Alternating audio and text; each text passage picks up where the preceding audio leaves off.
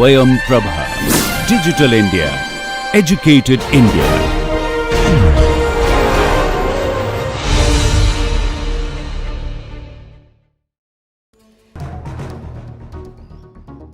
Jnanam Paramam Dhyayam. Knowledge is supreme.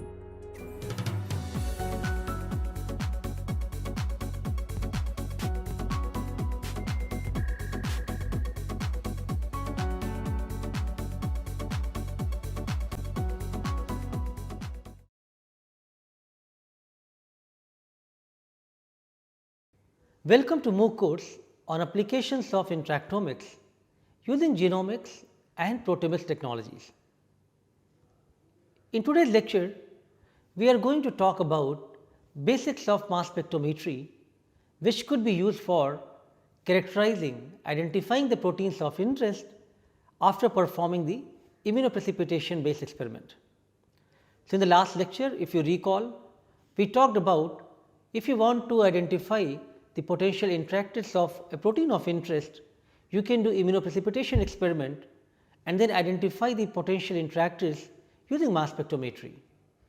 So, today we are going to have an application scientist who is going to talk to you about how to perform these experiments using mass spectrometers and then identify the possible proteins of interest using a software. So, let us have this lecture.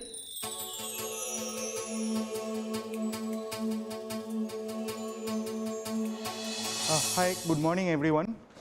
So I am Pradeep from Thermo Fisher Scientific. I am the application specialist for mass spectrometry for proteomics and biopharma. So today, till now you have done the IP experiments. So immunoprecipitation, you do the antibody precipitation. So next, from those proteins which have been precipitated, how you identify the protein. Mainly we will focus on the mass spectrometry part. So my topic is mass spectrometry analysis from IP experiment to protein identification. So already you have done this experiment. So you have precipitated the protein and you have the protein. So what is the next step? Next step, either you start with this protein, you can run a SDS page, or in a solution you can digest the protein with some protease, which for example trypsin, which cuts after arginine and lysine. Then it makes a peptides mixture. So those peptide mixture is fractionated through LC and introduced to the mass spectrometry, where you get the masses of those peptides. And now you search against some database using some search tools, you identify those peptides. Okay. So today we'll discuss mostly on the mass spectrometry part, how you can analyze the data, how you can introduce the peptides into the mass, and how can you analyze the data. Okay, so before going to that, I am just giving you brief on the sample preparation. So you have the IP proteins. You have either you can run a SDS page, normal SDS page, or you can make a solution in solution digestion. So in both cases, you in case of in-gel digestion, you run the gel in SDS page. Then you cut the band of interest of your protein of interest, and cut the band. Then you digest that band. Extract, so when you keep with the trypsin, so protein gets digested to peptides. So once it will be in a peptide form, it will come out from the gel bands, and you extract those peptides and then further you proceed. So in case of in solution digestion, already there's protein in the solution. So you have to do the reduction and alkylation. It's very important part. Otherwise what will happen, there are disulfide linkage. Due to this disulfide linkage, protein will not be open up. All the parts is not open up. So you have to go through this reduction and alkylation. DDT we are using is very common for reduction. It reduces the disulfides bond, and because of reversible reaction, you have to use some alkylation part. So block that sulfide residues. So you put iodoacetamide, and those sulfide will be blocked by iodoacetamide, and then you digest with some proteases. So most common protease is trypsin, which cuts after arginine and lysine. So the masses, basically important part is reduction and alkylation is very important, otherwise you will not get 100% digestion. Next, trypsin works in the basic pH. So when you do the digestion procedure, that has to be in the basic pH, more than 8 pH, okay, and it has to be kept at 30 degree. So these are the two criteria where trypsin works very well. And then trypsin, we all know trypsin comes after arginine and lysine. Then after digestion, the cleanup procedure. So before injection to injected to the mass spectrometry, we have to clean up your samples. For in-gel digestion, it's fine, the samples comes pure. But in solution digestion, so samples may contain some impurities, some salts or some other impurities. So that will block your MS analysis. That's why the cleanup procedure is very important. So sample preparation, that's why sample preparation is the most crucial part.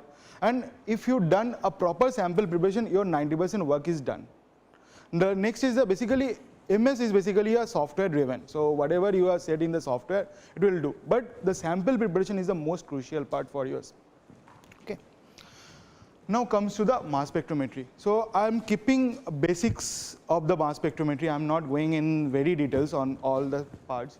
So what is mass spectrometry? Mass spectrometry basically is a production of ions that subsequently filtered or separated by M by Z. Okay, so we are getting a resulting mass spectrum of abundance of produced ion as a function of M by Z. So any mass spectra, if you look into the mass spectra, so x-axis will be the M by Z value, mass by charge ratio, and y-axis will be the abundance, either relative abundance or the absolute abundance. Okay, so now sometimes if you run any samples in MALDI, okay, so MALDI top is very common. So that time sometimes you are saying your mass is coming. X-axis it comes as a mass, M. So whatever the M by Z value is the M, because in MALDI you are getting the +1 charge. So always the M by Z value will be equal to your mass. But in case of ESI, electrospray ionization, so that time you will get multiple charges. That time M by Z value will not be the exact mass. So don't be confused with this terminology. Okay, so now we can simply explain the mass spectrometry in 4 letters, GMSD. So it has, first is the generate, so you have to be ionize the molecule. Once any molecule can be ionized, it can be detected by mass spec. So that is a simple way to identify it.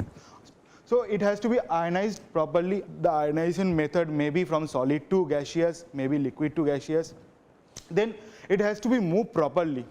So after ionization till the detector, so that path should be the proper. Otherwise what will happen, if any molecule touch in the wall, that get discharged and it will not be detected in the mass spec. So that path should be very proper. Then selection, obviously you have to separate the molecule because you have a mixture of masses. So you have to filter which mass you want to identify, you can control that one. And lastly there is a detector. Okay, so you have to detect the molecule. So let's see what are the components are there in the different sectors. So first, ion source, ionization, where the ionization happens. So there are very different methods of ionization.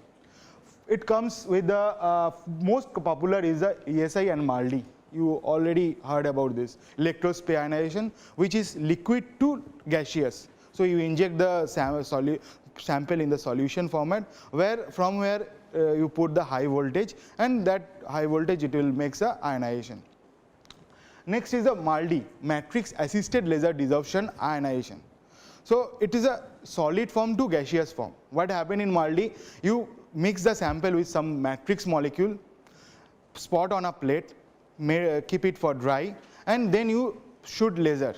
That laser gives the energy to ionization. So from solid to gaseous phase. These are the two most soft ionization where your biomolecules will not degrade during the ionization.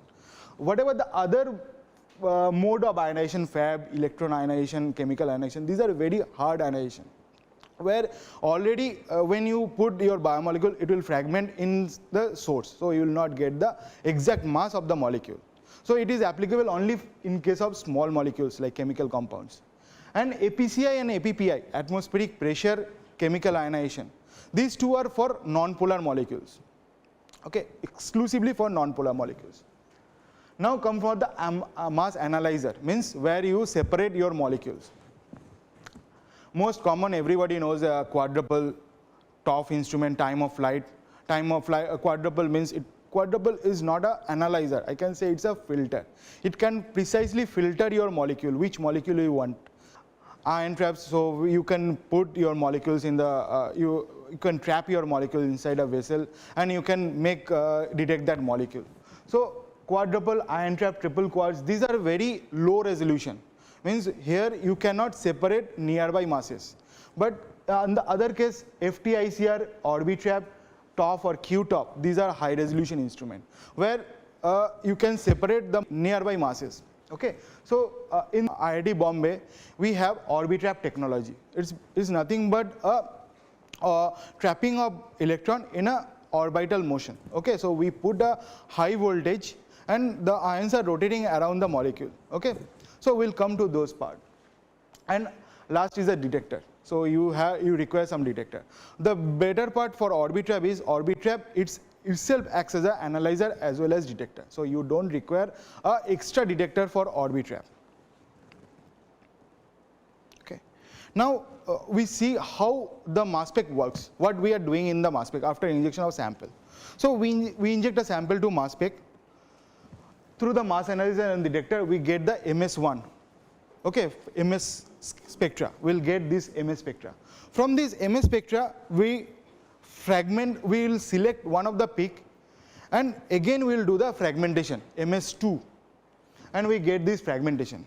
Now this fragmentation will search against the database, and we will find out what are the ions are there, B and Y ions, and we get the database match, we will get the peptides. From the peptides we can say this protein is present in your sample. Okay. So now come to the nomenclature of identifying the ions. This is basically nomenclature how you can assign your peptides. So this is example of a peptide of 4 amino acid R1, R2, R3, R4. Okay. So now when you applied voltage to fragment the molecule in MS2, so this C alpha C, Cn and NC alpha, these 3 bonds can be broken. So this any one of the broken. Okay. So if it is C alpha C bond is broken, then the N terminal side will call the A ions, the C terminal side will call the X ion. Same way Cn, this is the peptide bond basically, B and Y ions, and if it is NC alpha bond, then it will call the CZ ions. Okay. So now there are different kind of fragmentation, different way of fragmentation, CID, ACD, ETD. So different fragmentation will give you different kind of ions. So in case of CID, you will get only B and Y ions. So in case of ETD, you will get C and Z ions. Okay. Now come to the facility here in IIT Bombay. So it has a tribrid instrument, Orbitrap fusion, coupled with nano LC. So why we require nano LC? Because we are doing the proteomics. In proteomics, sample is very small amount and it's very precious. So we cannot run the normal HPLC where the flow rate is very high. We have to run in the nano LC in a nanoliter flow rate. Okay. Now come to the schematic diagram of Orbitrap fusion. So Orbitrap fusion, as I told, it's a tribrid instrument. It has quadruple, it has ion trap, and it has Orbitrap. Okay. So ions are inserted from here. It gets filtered in the quadruple first. Then it comes to the ion routing multiple where the ion will store, and it will tells you where to go because you have 2 detectors, ion trap and the Orbitrap. So from here either it will go to the ion trap or it will go to the Orbitrap.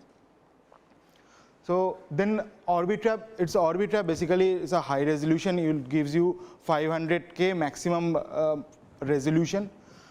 And lastly the ion trap, which is basically a dual cell ion trap. You can store your ion and you can do the detection of ions. And also you have a ETD option. So in the next slide it will be clear for you. We have a video how it works. Now we are doing first the full MS, MS1. Okay, so now ions will generate here.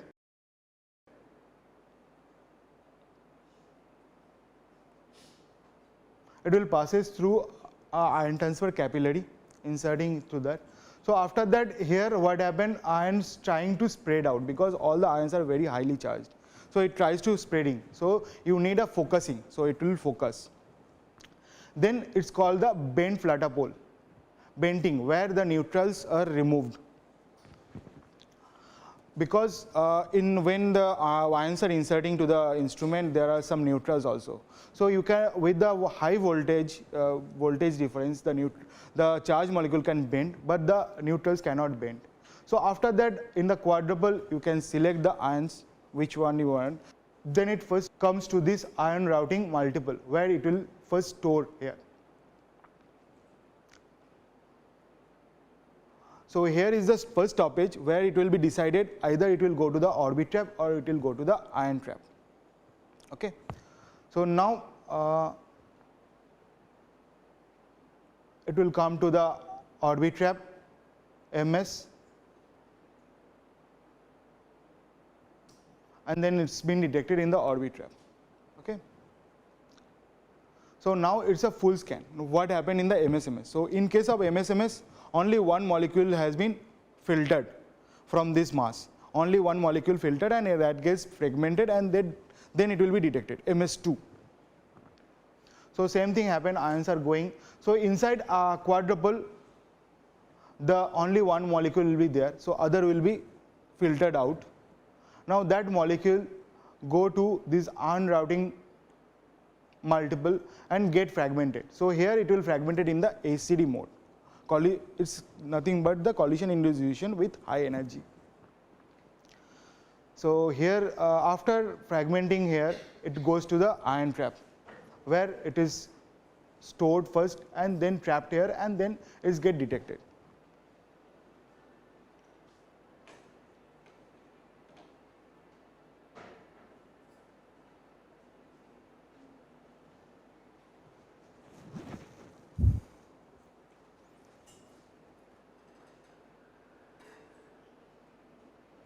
Okay, so it's detected here with the large surface area detector. So it's a very parallel reaction, basically parallelly it is going on. So when the first MS is going on here, MS1, at the same time the MSMS is going on simultaneously. So it's a parallelly both the detector is working. Okay, so from one MS scan, it can do 20 MSMS. It can select 20 peaks from one MS scan, and it can do the MSMS of 20. Okay, now come to the specification of fusion orbit trap. So first is the mass accuracy. Mass accuracy tells that is less than 1 ppm and for internal calibration, and with less than 3 ppm with external calibration. So what does it mean by external and internal? So every instrument requires a calibration. So you have a standards, you inject the standard. So you have the mass of the standards, and against that masses, exact mass, you calibrate your instrument. So that is the simple external calibration. Now in case of internal calibration, we fix one of the masses as a internal standard. We fix that mass and do the again calibration. So that in that time we will get the internal calibration. So that's why when we do the internal calibration, the calibration will be less than 1 ppm. Now the mass range, so you can acquire the mass range from 50 to 6000 m by z, not the mass. Okay, so m by z. So bigger the molecule, the more the charge state, and it will come inside this range. But you cannot scan the whole total mass range 50 to 6000 in one shot.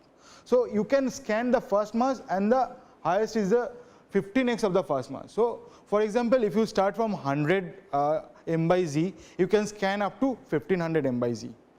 So if you want to scan the full mass range, then you have to divide the scan range. So start from 100 to 1500 and 1500 to 6000. Then resolution, you can get the maximum resolution of 500K at 200 m by z. Scan speed 18 hertz per minute.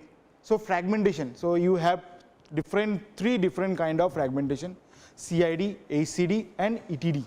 and there is a basically a mixture combination of any two, ETD ACD and ETD CID. So in case of CID, what it's basically collision induced dissociation. So what happened in that collision induced dissociation? You collide your you inject some neutral gases that will collide with your sample molecule and get fragmented. That is CID. ACD is high energy collision induced dissociation. So this is nothing but CID with higher energy. We are putting higher energy to get better fragmentation. And ETD is a electron transfer dissociation. What happened there? You put a reagent molecule which ejects an anion. That anion will collide with the sample molecule and get fragmented. That is called the ETD. So according to your sample objective, what do you want to do? According to you have to select the fragmentation mode. Then polarity switching means it's not required for the proteins, but in case of small molecules, if you don't know in which mode, either it's a positive mode or a negative mode, it will ionize. So you can do the both scan, positive scan and the negative scan within a 1 second. So you can run that one way. MSN, as it is a ion trap, so you can do 10 MSN, means MS2, MS3, MS4, up to 10 theoretically. Isolation in quadruple, you can go minimum 0.4 AMU, means plus minus 0.2 Daltons. So what that means if you want to identify one molecular M by Z of 100, so you can scan between 99.8 to 100.2. So that narrow window you can scan. Okay, so now comes see some experiments where means how the instrument works in different workflows, because we cannot show you in the instrument part. So we have some animation where we can see how the instrument do the MS and MSMS. So first experiment tells ke MS in OT, orbit trap, and MSMS doing through the CID, it will do in the ion trap. So CID will be happened here. So what happened, first the ions will be detected here, MS. From that MS scan, one molecule, one at a time, it will be filtered here and fragmented here. Okay, so let's say, so the first full MS will go. So the first mass, first it will stop here, then it will comes to orbit trap. When the full MS is going on, we are doing the parallel. So the second, first parent ion has been selected here. Okay, and it will be stopped there first. Then it will go for the fragmentation in the HPC cell. When it is going fragmenting, the second ion is waiting here. So you are not losing any molecule as well as the time. Okay, so it's a parallel reaction. So when all the MS2 scan is over, then only you will get the MS scan. So at the end of the full scan, you will get MS scan as well as MSMS scan. So you are not losing any time as well as any molecules, samples. So like second experiment is the ACD. On the first experiment we are doing in the CID. What happened? In that case, the fragmentation happens here. Now in case of ACD, the fragmentation will happen here. Okay. So now same way, the full MS, it will stop here, then it will go to orbit trap for analyzing. Now the first mass will comes here and get fragmented. When it will be sending to the ion trap, at the same time the second mass will come out. So you are not the same way, you are doing the parallel reactions. So after all the MS2 scan, you will get the MSMS scan. Now next is the ETD. What happens in case of ETD? So even the ETD fragmentation will happen in the ion trap also. So first is the full MS. In same way, the full MS comes to orbit trap. Now the first ion has been isolated in the quadruple and first stop here, then it will injected to the ion trap. Now I told that in ETD you require a reagent which gives you the anion. So that reagent will comes from here. So it will inject a reagent. Its reagent calls the fluoranthin. So that is a carcinogenic. So it will gives you some anion. It will make the anions and get fragmented that molecules. So once the fragmentation is happened, so it will give you the MS2 data as well as MSMS data.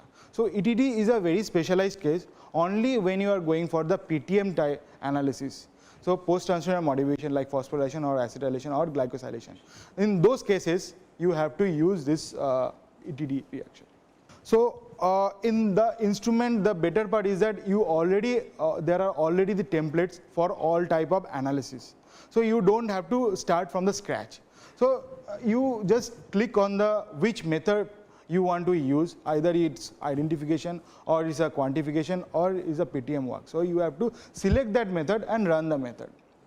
Okay, so there are already templates are made. Now before going to the next step, so LC is another big part, because in the front end we are putting a LC. Why we require a LC for this kind of analysis? Because the peptide length may be from 300 to 2000 m by z.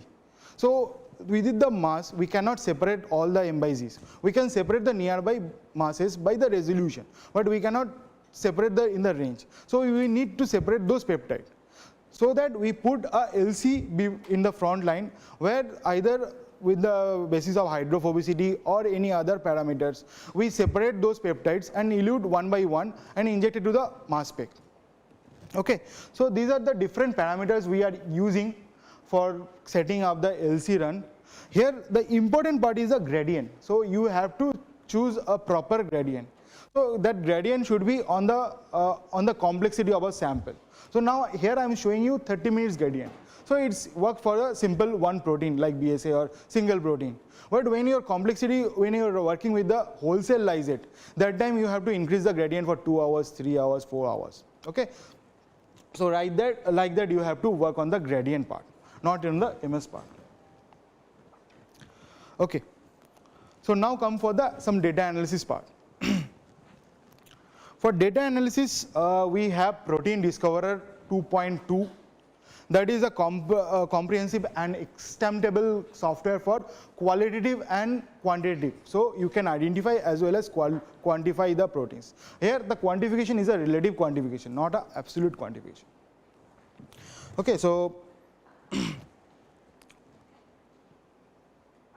so what it has, basically it will have some different search engines like Sequest, Mascot, Bionic, Amanda. Out of this, Sequest is a free available, so it will comes with the integrated with the Protein Discoverer. Other search engines, Mascot or Bionic, those has to be purchased with a license. So actually what this search engines works, means how it works. So when you have run a sample, human sample, you get the data, MSMS data. So now you tells the software search engine ke you extract the protein, you say the database of human. So the search engine will theoretically digest those protein from the human and make a theoretical mass list. And then the theoretical mass list will be compared with the experimental mass list. At the MS level, first MS1 level, when it will match with the MS level, then it will come for the MS2 level. If it is match in the MS2 level and get those B and Y ions to get the sequence, then it will tells you, okay, that peptide is present. Then it will give you, okay, this protein peptide is present, means this protein also be present there. Okay. So it will determine relative quantification. So you can do relative quantification, either it's a label free or a labeled reaction like TMT, SILAC, ITRAC. So here is a window where you will see the first off is a wholesale lysate run for 120 minutes. We run a DDMS2 method. We do OT at MS and ACD also in Orbitrap. Okay, MS2 also detected in Orbitrap. We are not using ion trap here. It's a 180 minutes run. It's a wholesale lysate. So first window, it tells the TIC, total ion chromatogram.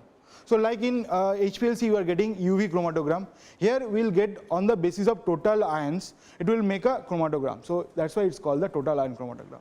Second window is called the BPC, base peak chromatogram, on the basis of highest intense speed for the each retention time. Okay, so that is called the base peak chromatogram. Now if you click anywhere, you will get like this of MS spectra. This is the real MS spectra, where x-axis is the M by Z, y-axis is the relative abundance, and it will see different charge states are there, +2, +3, +4. Because of ESI, you will get the different charge states. Okay. Now, when we search this data in PD with these two workflow. So in PD, you have two workflows. One is the processing workflow, where we search the data against the database using the sequest. And after getting the peptides, those peptides may be a false positive or false negative. So you have to validate those peptides. So those has been done in the consensus step, where we do the peptide validation as well as protein validations, and we will ultimately get the data. So here the string we are doing the validation at 1% FDR. So what does that mean? If you run the sample 99 times, the protein will identify it. Maybe in one time it not been identified. So in such stringency, we are detecting validating those peptide, and we are telling, okay, this peptide is present. So then the report is very good for publishing. So now after search the data, what is the report format? So it comes like this. So these are giving you the protein information, what are the protein match, and the sequence coverage, how many peptides has been matched. So here important thing is the unique peptides. So we are looking for the unique peptides. How many unique peptides we have identified? So what does mean by unique peptide? Unique peptide is those peptides which are present only in those proteins, not any other protein included in the database. So what database you are using, in that database that peptide is not present in any other protein. So we are looking for at least 2 or more unique peptides. Those kind of data will be the very good data. Okay. So here we have identified almost 2255 protein groups. So it comes like from that data set, it has extracted this many MSMS spectra, which is when we match against the database, we are getting this many 23,000 PSMs, and out of these PSMs we are getting this many 2255 protein groups. So right now I'm talking about the identification, just how to do. So fusion is not for identification, it can do many works. So right now we are doing the deep large analysis and the label free or label reaction to relative quantification. So it can do the phosphoproteomics, it can do the lipidomics, it can do the metabolomics. So you can use this instrument for different kind of analysis. Lastly, this is a website planetorbittrap.com, where you will get all type of information of Orbitrap in regarding application wise. If you are working on proteomics, so you will get all type of application notes, published data or methods. So you can register here and you will get the free updates. Okay.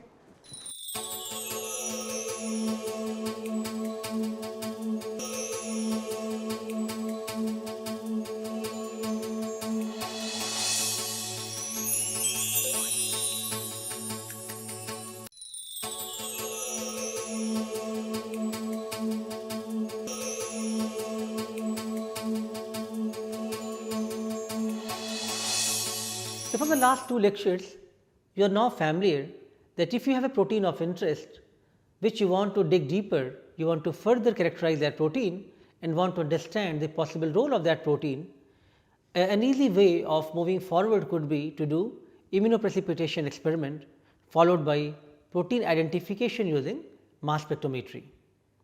In today's lecture, you have seen how to take the complex which you have eluded out from the IP experiment and identify the potential interactors using mass spectrometry. There could be many softwares which could identify the potential proteins of interest. In fact, I would recommend you to use one of the open access software, Mascot, to do the data analysis, where you can easily identify the proteins of interest. There are many good softwares available, even commercially. One which we have shown today is Proteome Discoverer. In general, I hope these 2 lectures have given you some basics and understanding about how to study the biomolecular interactions using immunoprecipitation followed by mass spectrometry based experiment. Thank you.